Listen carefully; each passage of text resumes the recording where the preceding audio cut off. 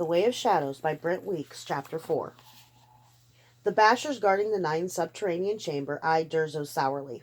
They were twins, and 2 of the biggest men in the Sakage. Each had a lightning bolt tattooed down his forehead. Weapons, one said. Lefty, Durzo said in greeting, removing his sword, 3 daggers, the dart strapped to his wrist, and a number of small glass balls from his other arm. I'm Lefty, the other one said, patting down Blint vigorously. You mind? Durzo asked. We both know if I wanted to kill anyone in there I could, with or without weapons. Lefty flushed. Why don't I ram this pretty sword? What Lefty means is, why don't you pretend not to be a threat, and we'll pretend we're the reason, Bernard said. It's just a formality, Blint, like asking someone how they are when you don't care. I don't ask. I was sorry to hear about Vonda, Bernard said. Durzo stopped cold, a lance twisting through his guts.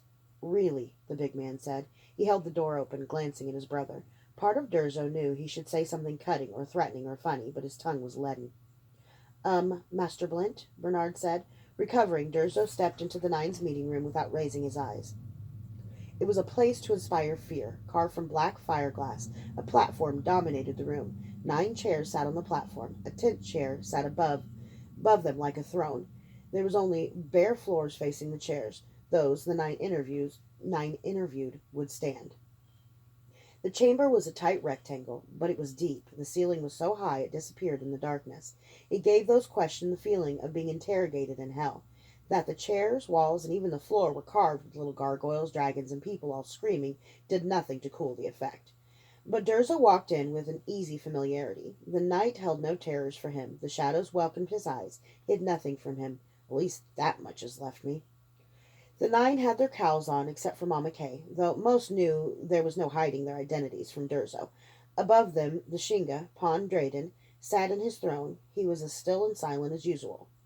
Is the wife dead? Corbin Fishhill asked.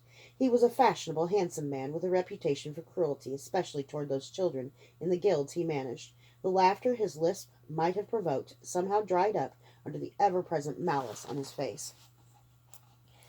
Things aren't as you expected, Durzo said. He gave his report briefly. The king would soon die, and the men whom the Sakage had feared would try to succeed him would not press their claim. That left the throne to Lane Gunder, who was too weak to dare interfere with the Sakage. I would suggest, Durzo said, that we make the prince promote General Aegon to Lord General. Aegon would keep the prince from consolidating his power, and if Calidor makes any move, the tiny former slave master interrupted. While we acknowledge your complaint against Calidor, Master Blint, we aren't to squander our political capital on some general. We don't have to, Mama Kay said. The mistress of pleasures was still beautiful, though it had been years since she was the city's most celebrated courtesan. We can get what we want by pretending someone else asked for it. Everyone stopped and listened. The prince was willing to buy off the general with a political marriage, so we tell him that Aegon's price is a political appointment instead. The general won't even know, and the prince isn't likely to ask about it.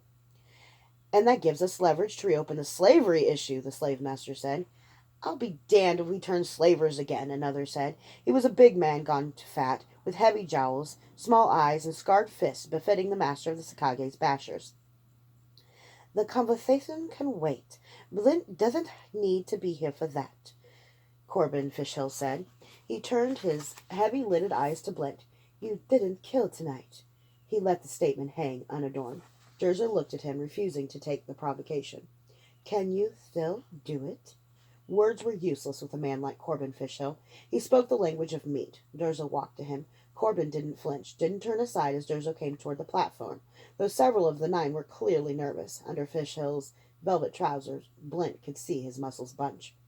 Corbin kicked at Durzo's face, but Durzo had already moved. He slammed a needle deep into Corbin's calf and stepped back. A bell rang, and a moment later Bernardo and Lefty burst into the room. Blint crossed his arms and made no move to defend himself. Blint was tall, but his mass was all lean muscle and sinew. Lefty charged like a war horse. Durzo merely extended both hands, unclenched, but when Lefty crashed into him, the impossible happened. Instead of crushing the smaller man, Lefty's sprint ended instantly.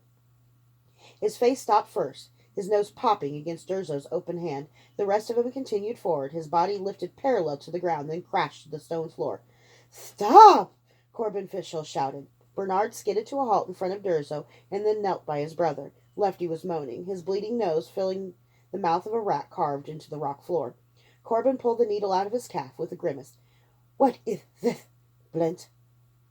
You want to know if I can still kill? Durzo put a small vial in front of the basher. If that needle was poisoned, this is the antidote. But if the needle wasn't poisoned, the antidote will kill you. Drink it or don't. Drink it, Corbin, Drayden said. It was the first time the Shinga had spoken since Blint entered.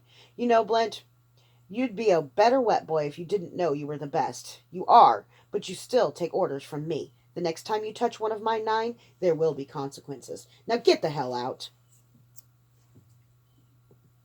The tunnel felt wrong.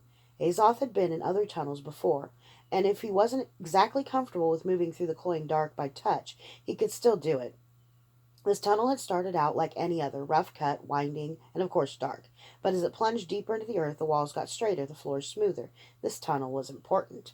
But that was different, not wrong. What was wrong was one step in front of Azoth. He squatted on his heels, resting, thinking. He didn't sit. You only sat when you knew that there was nothing you'd have to run away from. He couldn't smell anything different, though the air was as heavy and thick as gruel down here. If he squinted, he thought he could see something, but he was pretty sure that was just from squeezing his eyes.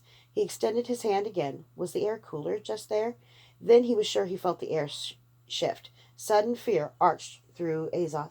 Blint had passed through here 20 minutes ago. He hadn't carried a torch. Azoth hadn't thought about it then. Now he remembered the stories. A little puff of sour air lapped at his cheek.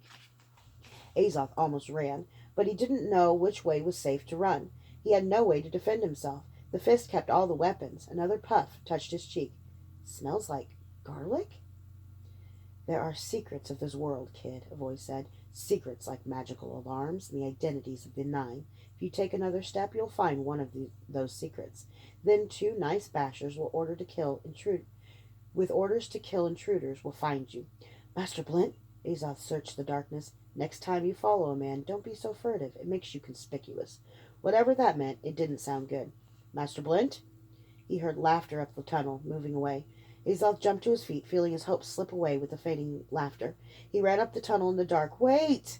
There was no response. Azoth ran faster. A stone grabbed his foot, and he fell roughly, skinning his knees and hands on the stone floor.